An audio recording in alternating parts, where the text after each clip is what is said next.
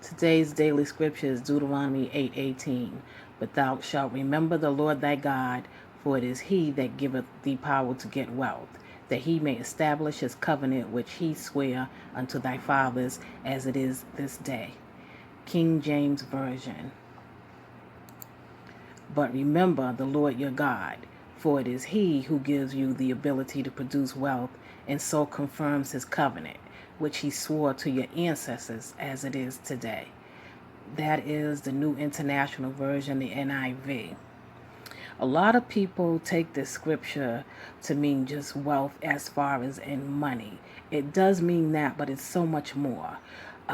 When it says produce wealth, it's talking about overall everything in your life going well, everything in your life lining up. If you read Deuteronomy, it talks about being blessed spiritually. In order to be blessed spiritually, you have to have a prayer life.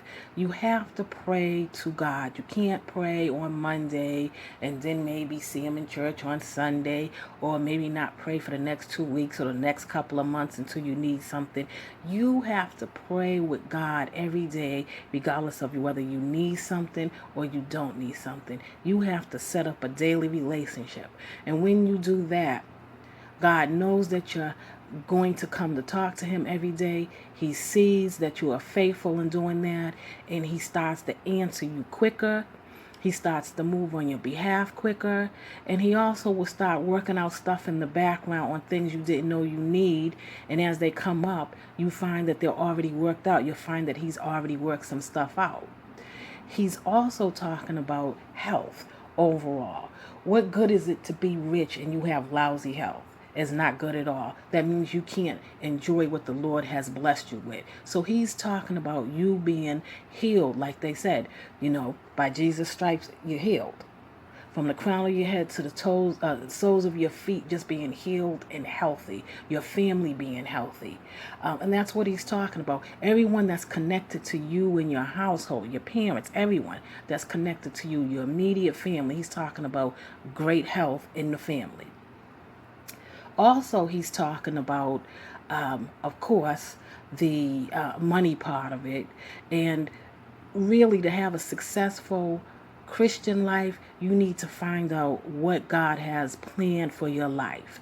God has a plan for your life, and he made that plan before the foundations of the earth. Before he even created the earth, he knew your name. He knew who your parents were. He knew whether you was male or female, and he set up plans for you to do once you became saved. So it is up to you to ask God, what are the plans for my life? What would you have me do? And God will give you directions.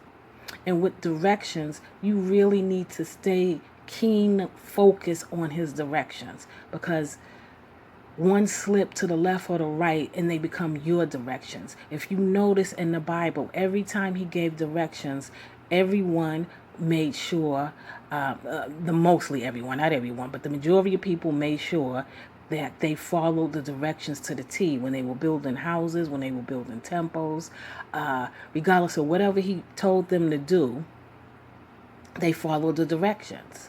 And when they didn't, there was a price to pay for not following directions. So you have to follow his directions when God's giving you the plan for his life, because if you don't, it becomes your directions. When you go up into prayer and the Lord gives you a plan, write it down in a notebook, because Habakkuk 2 says, write the vision and make it plain.